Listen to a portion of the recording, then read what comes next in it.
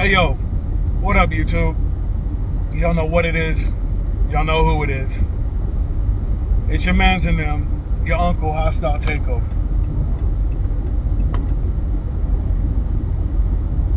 This one's gonna be a little different. And the subject is a little different, but it all ties in. Even though Men's Mental Health Month is past and everybody quit posting about it on social media and all that shit, it's still important. You have to keep your mental health up to par, check up on it, all that shit. The reason I'm doing this one right now is because, shit, I'll be honest, I'm not okay.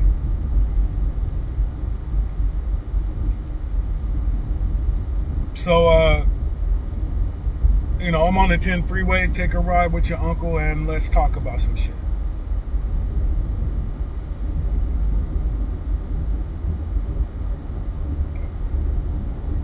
The reason I'm not okay is yesterday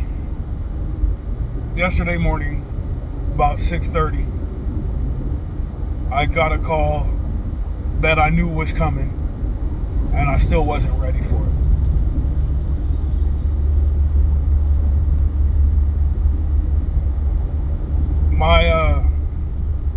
My best friend passed away in his sleep Monday morning after a battle with cancer for about a year and a half.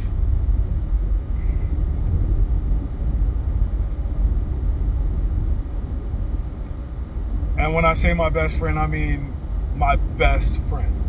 Like, we've known each other for 33 years.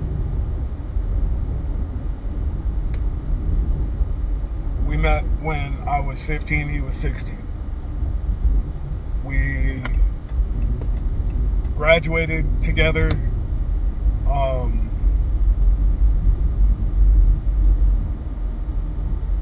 When I went to the Army, we still stayed close.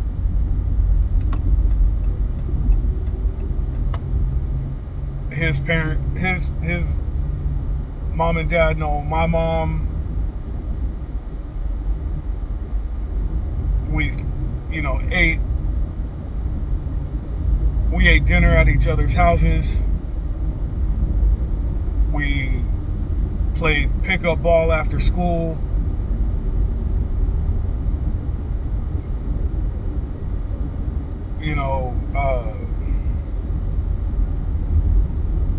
Grad night, prom after parties, all that shit. As adults, we were roommates. We gave each other fake references for jobs, shit like that. And we even fell out for about 2 years. And during that 2 years, we never badmouthed each other.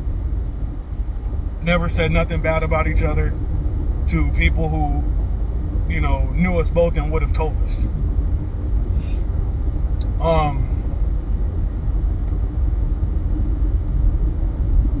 Man, I am fucked up.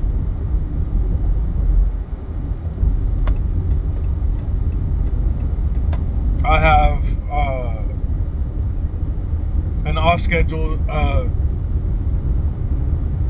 I just made an extra appointment to go see my therapist.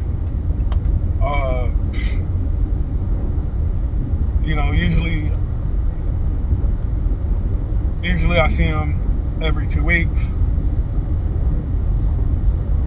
but this is an off week, so I will be in his office day after tomorrow before work.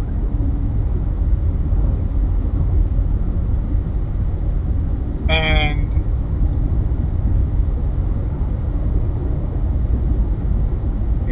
I gotta get through this. I'll never get over it, but I got to get through it. There's no replacing 33 years of friendship.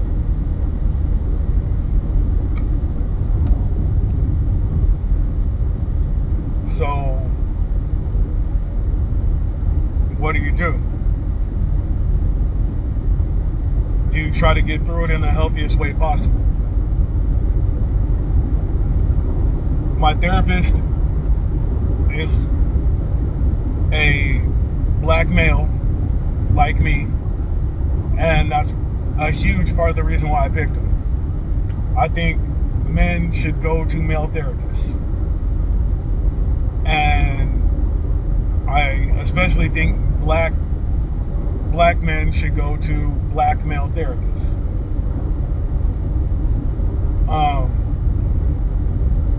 There's not a whole lot.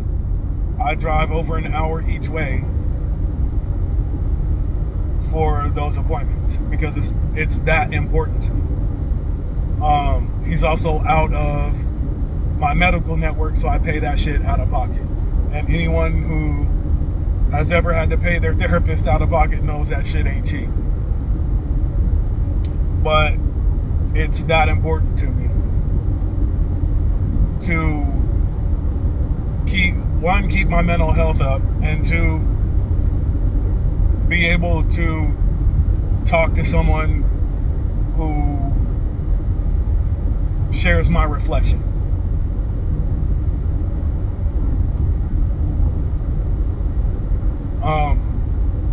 The reason I think men should go to a male therapist is, one, female therapists feed into, well, not all, but have a higher probability of feeding into delusion and propaganda. Also, you need someone who shares your mindset.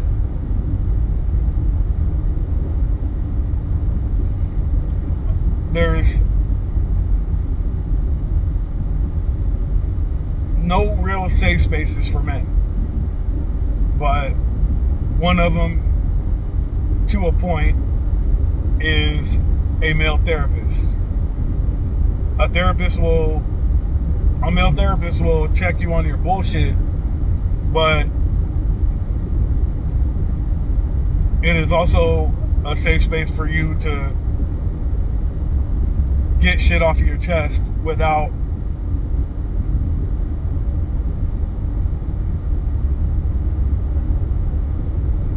feeling persecuted. And the person who you're talking to is objective.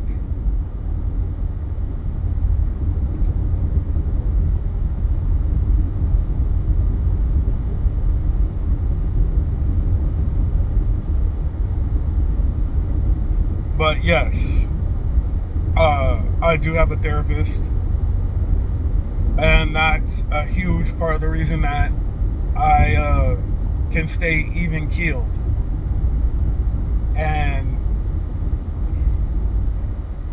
sort things out the way I do, because he has helped me with the process.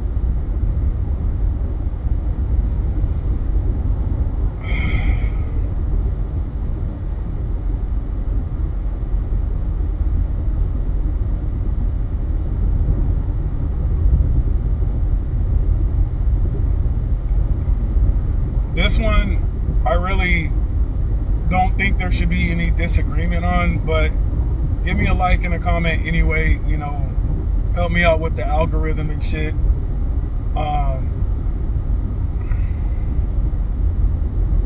Part of me didn't even want to make this fucking video, but I know my friend wouldn't have wanted me to stop just because of him.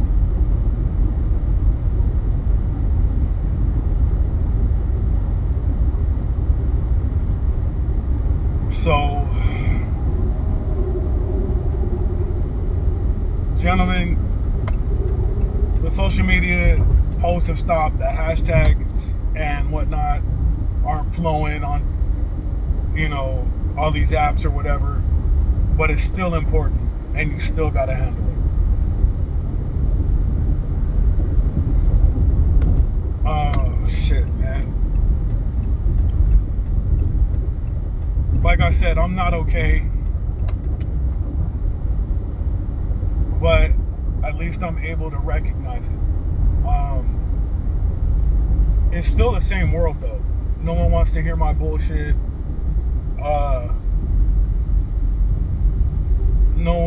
Everyone has their own shit to do. So this is just kind of my way of venting before I can make it to my therapist's office and sit down and talk. But yeah, shit ain't changed. My wife is helping me through what I gotta get through, of course, but even she kind of has an ulterior motive because she doesn't want me to fall off.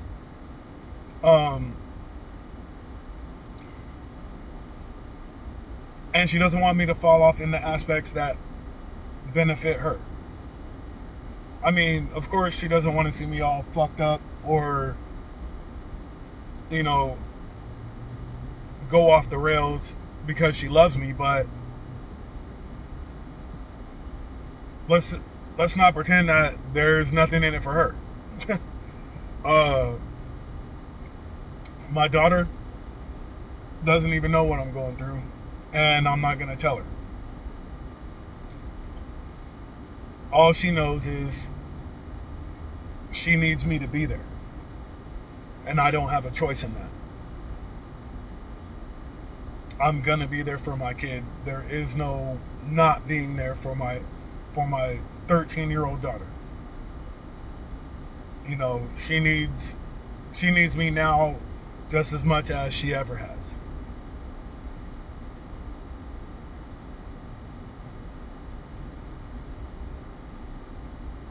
So, again, man, this is just me getting this shit off my chest until I can go see my therapist and sort this shit out. Well, try to anyway. But there are going to be times when you're not okay. But you also have to recognize that you're not okay and take active steps to getting back to okay.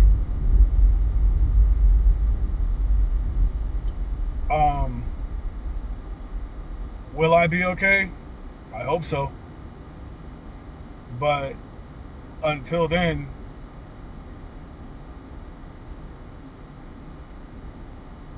I have to do more in order to make sure that I can still function and do the things that I need to do for other people.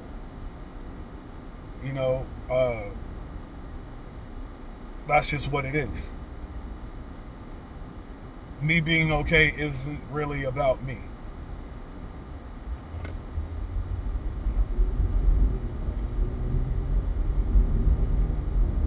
I have people who depend on me to do what I do.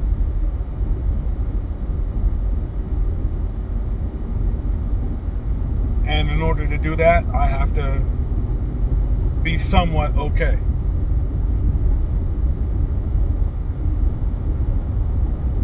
But yeah, man, I'm gonna end this here.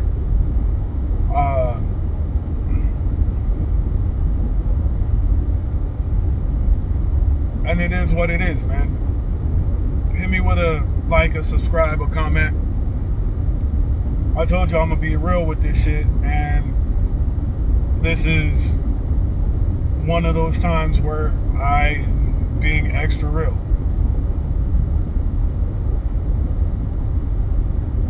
Life is shit sometimes. But to all 22 subscribers, I still love y'all. I still want the best for y'all.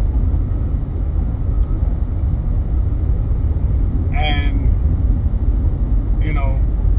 We'll get back to other regular content in a minute, but as for right now, this is what I'm dealing with.